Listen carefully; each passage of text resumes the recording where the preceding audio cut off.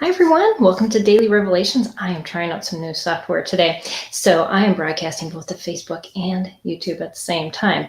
So we have just started a new study for the new year. If you don't know anything about it, look at the comments below in the description, because I've already released a 3 months of the 2020 planner, and it has a daily lesson to follow. And so I hope that you can join us for these daily revelations. And there's things to do through the weekend. I'm only going to do videos on weekdays. But if you're just thinking about joining us, definitely check out those links for those free downloads and the planner, which looks like this and this. Every day there's a 2-page spread. So today we were again in Ruth 1. We started actually on Monday, on the 30th of December. And so if you want to catch up, definitely catch up.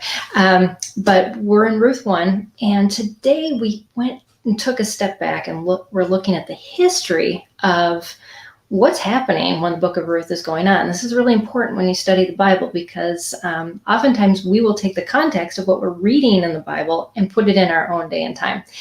And that doesn't work, especially when there's so much cultural things involved in the reading, which the book of Ruth is all about. So this was taking part during the time of Judges. So I had you step back after reading Ruth 1 multiple times already this week to go to Judges 2.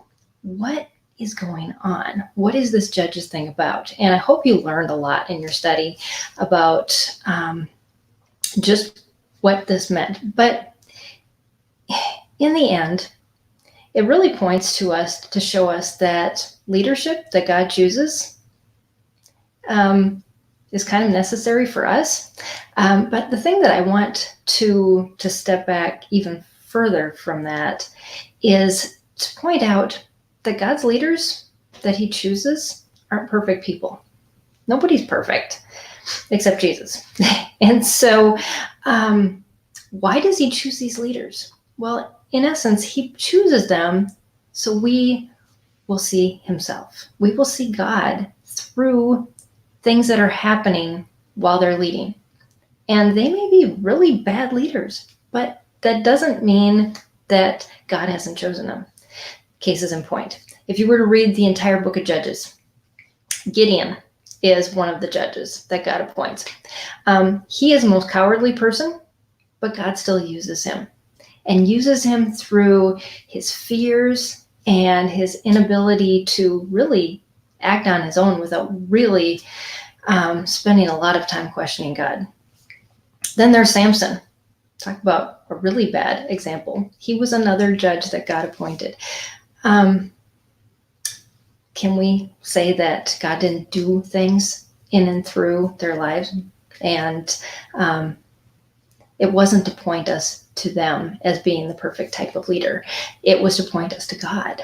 And that's what God's showing over and over again, that he's the only one we can rely on. And so anyways, and God was not prejudiced about who he chose either. He even chose a woman, Deborah, to be a judge during that time. So anyways, I hope that brings a little bit of extra information into your study as we're finishing up.